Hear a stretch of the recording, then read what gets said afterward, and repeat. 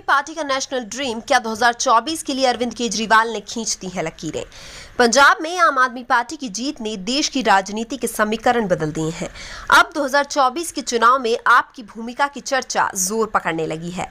दूसरी तरफ अरविंद केजरीवाल भी दिल्ली और पंजाब के बाद अब दूसरे राज्यों में मजबूती से अपनी पार्टी की ताल ठोक रहे हैं। ऐसे में सवाल यह भी उठ रहा है कि क्या आप 2024 चुनाव के लिए एक बड़े ड्रीम के साथ आगे बढ़ रही है।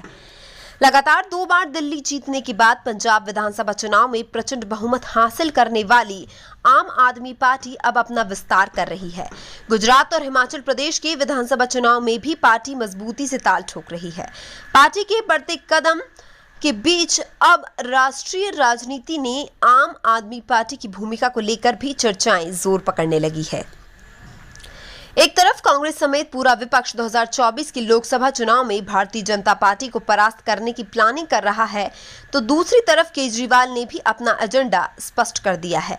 केजरीवाल ने कह दिया है कि वो गठबंधन करके किसी पार्टी को हराना नहीं चाहते, बल्कि 130 करोड़ देशवासियों के साथ गठबंधन कर देश को जिताना चाहते हैं। केजरीवाल के इस बयान से कयास लगाए जा रहे हैं कि क्या उन्होंने विपक्षी एकजुटता के प्रयास को झटका देते हुए बड़ी राजनीतिक लकीर खींच दी है। दिल्ली के मुख्यमंत्री अरविंद केजरीवाल देश के 2 अन्य राज्यों के दौरे कर रहे हैं। रविवार को वो महाराष्ट्र के नागपुर में थे। एक कार्यक्रम के दौरान उन्होंने 2024 के लोकसभा चुनाव में आम आदमी पार्टी के रोल पर अपनी बात रखी है।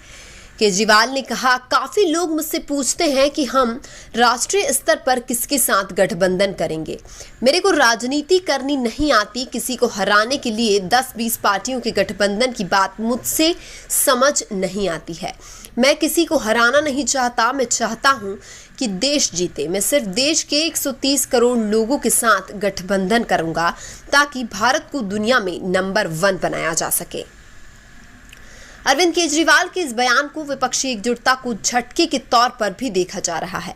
दरअसल जब से केंद्र में नरेंद्र मोदी सरकार आई है, बीजेपी का विजयी रथ हर गुजरते चुनाव के साथ आगे बढ़ता जा रहा है। 2014 के बाद 2019 के लोकसभा चुनाव में बीजेपी को और ज्यादा प्रचंड बहुमत हासिल हुआ था। साथ ही प्रधानमंत्री नरेंद्र मोदी के रूप में बीजेपी के पास वो चेहरा भी है जिसकी काट अभी तक विपक्षी नहीं निकाल पाया है।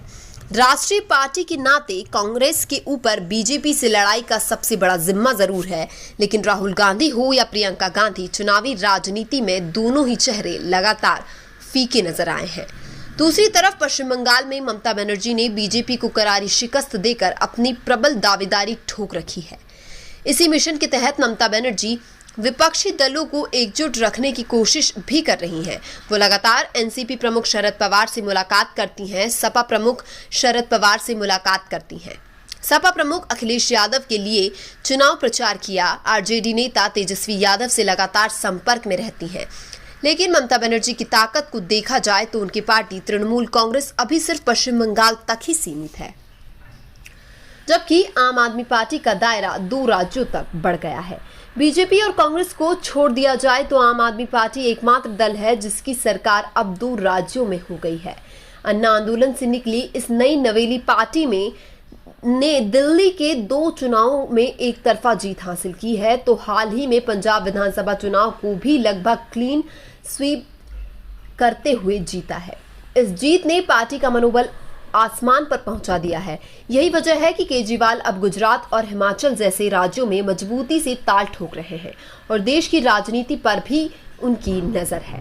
नागपुर के कार्यक्रम में भी केजरीवाल ने अपनी मंशा जाहिर कर दी है। बीजेपी का नाम लिए बिना केजरीवाल ने कहा है कि एक बड़ी पार्टी है जो गुंडागर्दी का समर्थन कर रही है, दंगे प्लान कर रही है और बलात्कारियों के स्वागत कर रही है। केजरीवाल ने कहा, देश ऐसी गुंडागर्दी से नहीं चल सकता है। अगर आप तरक्की, स्कूल और अस्पताल चाहते हैं तो मेरे साथ आइए। केजरीवाल ने 130 करोड़ देशवासियों से गठबंधन का आह्वान करते हुए कहा कि भारत को जल्द से जल्द दुनिया का नंबर 1 देश बनाना चाहिए और वह इसमें एक महत्वपूर्ण भूमिका निभाना चाहते हैं। माना जा रहा है कि मुख्यमंत्री अरविंद केजरीवाल ने अपने ताजा बयान से एक तरफ जहां 2024 के चुनाव में खुद को विपक्षी एकजुटता से अलग दिखाने का प्रयास किया है, वहीं आम आदमी पार्टी के काम को आगे रखते हुए देश के सामने एक विकल्प रखने का भी काम किया है।